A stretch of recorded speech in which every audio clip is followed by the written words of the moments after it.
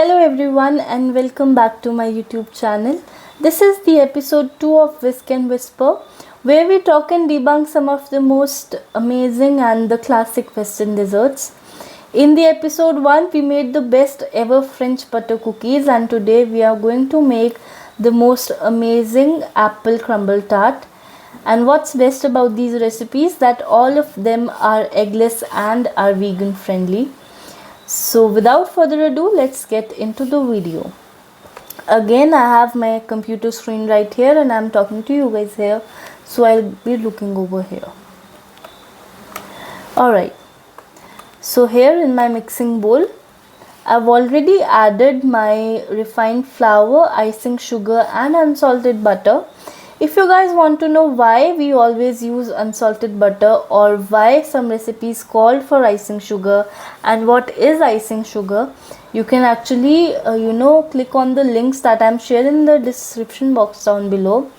Those are some blogs that will give you amazing insight, and if you're new to your baking journey, then they would be a really good tool for your learning and your knowledge as well. Again, with the help of a fork, I'm mixing everything together till it roughly looks like a breadcrumb. And as you see, it's got to the correct consistency. I'll be adding a little bit of water.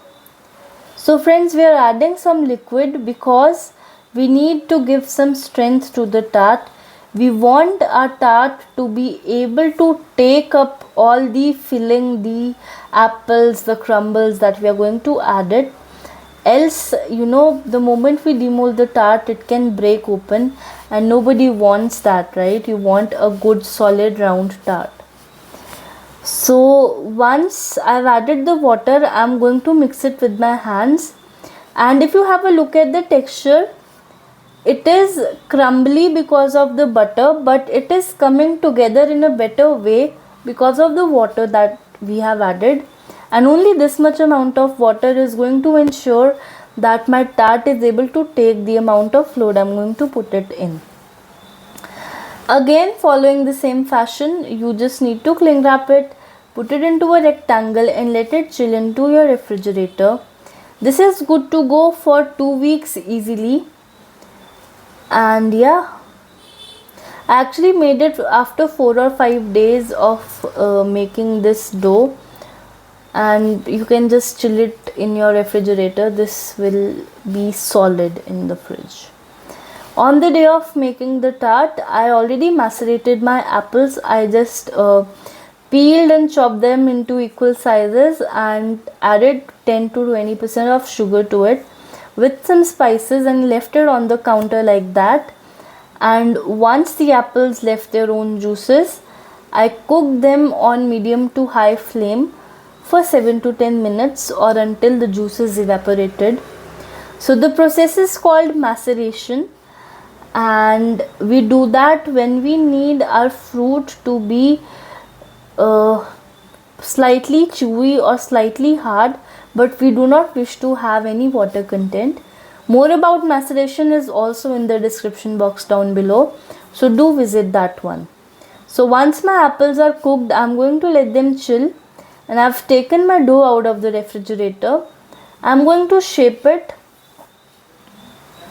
As you can see over here, the dough will stick to your rolling pin. The dough will break from edges, but that's completely fine.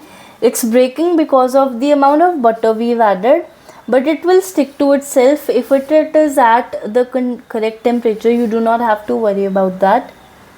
So as you can see over here, I need to make sure that again I'm putting equal pressure. I want a plain surface and not a curvy surface. And I'm going to cut it with my cutter. Again, ideal height would be about 2 millimeters. That's good enough for a tart.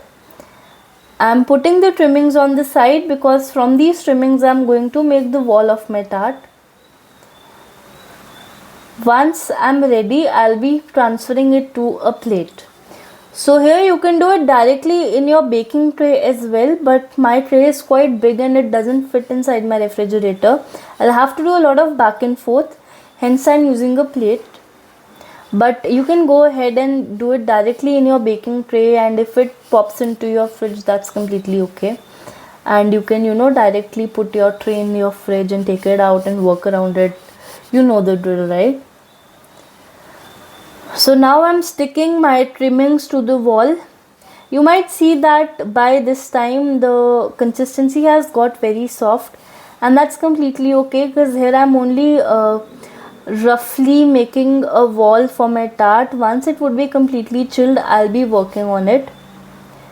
But this is a very correct temperature, or a very correct consistency rather, to make a rough outage, or a rough drawing for how my walls should look like. While that's chilling, I'm going to make crumble, which is nothing but equal amount of butter, sugar and flour mixed together into a breadcrumb consistency, and we'll put it on the top to give it that nice cookie like crunch when you cut through the tart. And my dough is chilled right off the refrigerator, and I'm going to use my hands to cut it into even smaller pieces. You can even shred your butter if you want to. I've never tried that. If you've done that, let me know in the comment section how it was. I keep on seeing these hacks, but I rarely do them. But yeah, if you've actually shredded your butter to make a crumble or a pie, let me know how it goes. I've really never done that. So the crumble is also chilling in the fridge, and my tart has now chilled. It's of the correct temperature. It's pretty cold right now. I'm going to rotate the tart, and I'm going to cut off the edges to make sure that the edges are of the height of my tart. So I'm rotating it and cutting it, as you can see. Now you see there's a lot of unevenness in the walls of the tart, and this is the correct time to make everything even. When my dough was soft, it was easy for me to put a rough lining to it, but only when my dough has hardened, now I can apply some pressure and make it even, and that's exactly what I'm doing over here. And once the excess will come on the top, I'm going to trim it once again. Alright. Now that my tart base is ready, I'm going to start adding the fillings.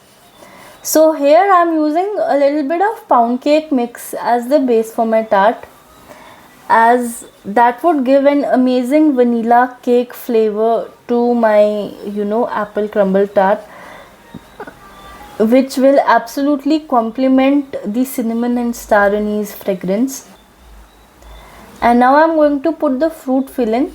I'm not going to put it all the way to the top, because I'll be putting my crumble over there, but it should be in a good enough quantity so that everybody can taste the apples in each and every bite. And as it is now completely full, I'm going to top it off with the crumble.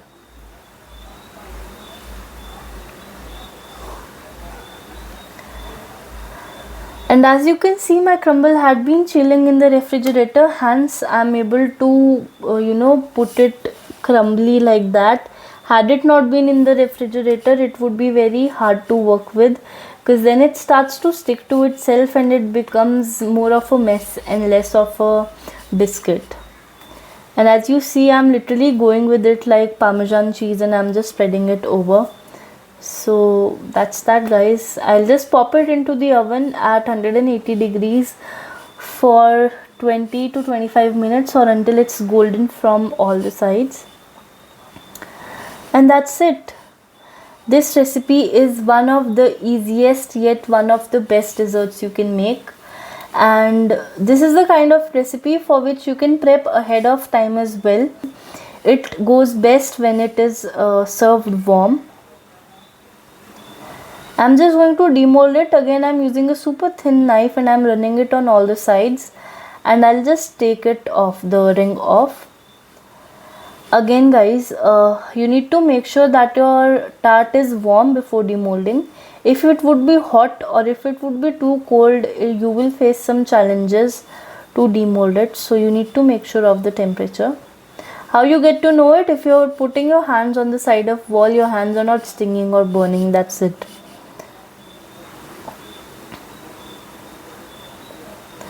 That's it guys, the tart is ready. You can serve it as is, or you can go a step forward and dust some snow sugar or icing sugar on the top and decorate it with some spices or candied orange or whatever you have available. Again, if you want to know what's the difference between snow sugar and icing sugar, I'll be putting an article. So yeah, that's it. This was this easy guys. This recipe is especially good if you have somebody at home, or if you are the kind of person who doesn't enjoy desserts that are very sweet, or who doesn't enjoy cakes that have a lot of cream in them. You can definitely make this one, and trust me, you won't be disappointed. The sweet fragrance of star anise and cinnamon goes perfectly nice with the citrusiness of these green apples, and a little bit of vanilla sponge that I've added to the base gives just enough softness to the crunchy tart all over. This pairs really well with some clotted cream or with some sour cream and a little bit of black pepper to it. It actually gives that required sharpness to this amazing dessert. And trust me, with the kind of recipe I've used over here, this is not very sweet as well. It's just the perfect evening snack you'd want to have. If you're watching this video till now, that means that you're really into baking or cooking. I would request you to please hit that subscribe button and give a thumbs up to this video if you like this one, because that really motivates me to make more content for you guys. And I would really like to connect to you guys. Tell me, how did you like the video? Go ahead and go to my Instagram that I've put in the description box as well. DM me or let me know if you're liking my videos or if you're not liking my videos. If there's anything else you want to see, if you're just getting started with your baking journey, is there something that I can do for you? What kind of tools you should be using, and how to scale your recipes? Because if you know, baking is all about scaling and precision. That's the kind of cooking where you only get to know your error at the end of it. In a hot cooking, you can have a look at your food and see if anything is not right. You can correct it then and there. But in baking, only once your product is ready you get to know what was not correct, right? So I can help you guys out in many different ways. You can tell me so many things that must be there in baking or cooking which I might not know. We can hold tons of baking and talking sessions together. Just connect with me guys, and I'll be so happy to help you guys, and let's make a little Saucy Minds community over here. Alright, thank you so much for watching the video. It was lovely to tell you guys how to make this amazing yet easy apple pie. If you guys would make this one, then tag me on Instagram or on YouTube, and I'll be happy to have a look at it how yours was. And do tell me in the comment section if you liked it or not. Thank you so much. See you in the next one.